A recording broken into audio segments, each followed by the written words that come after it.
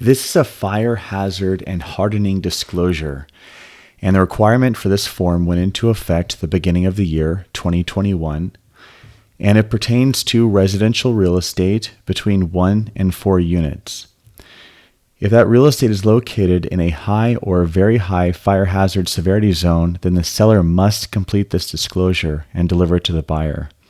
An easy way to determine whether or not a property is located in a high risk fire zone is to look at the natural hazard disclosure report, because that too is required on the transaction. So I have a sample of an NHD report here, and you'll see on the statement page there are 2 areas that relate to fire hazards, and in this case the wildland area is checked yes. If either of these is checked yes, the seller must complete this disclosure. And also, in cases when there may be a doubt or a suspicion, it's best for a seller to err on the side of caution. An example would be if a property backed up to open land that posed any sort of wildland or wildfire risk. And so we'll jump right into completing this form. It starts with the property address up here, and I just have some sample information. And then we have the disclosure as set forth by the state of California. This is the exact verbiage. And then there's a section that we call vulnerability features. The state of California has determined that there are certain features on residential real estate that may tend to increase the risk of catching fire.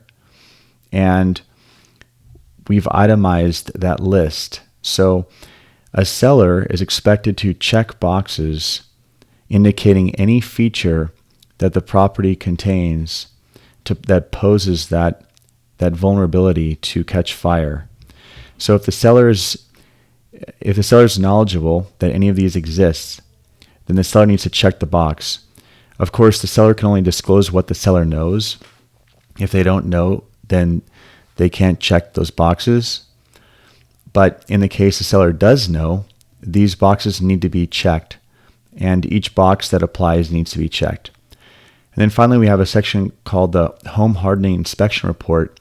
Now, and this is likely to be in the case of a newer construction home, but if for whatever reason the seller is in possession of a report indicating that the property is in compliance with the perimeters of hardening, then the report needs to be delivered to the buyer.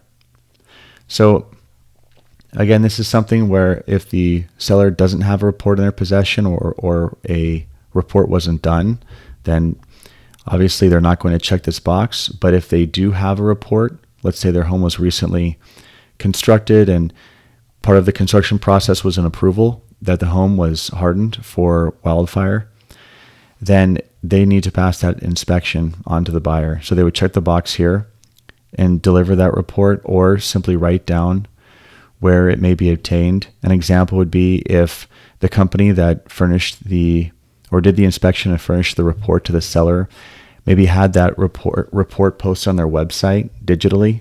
You could put the link in here. But either way, if the report exists, the seller needs to deliver it to the buyer.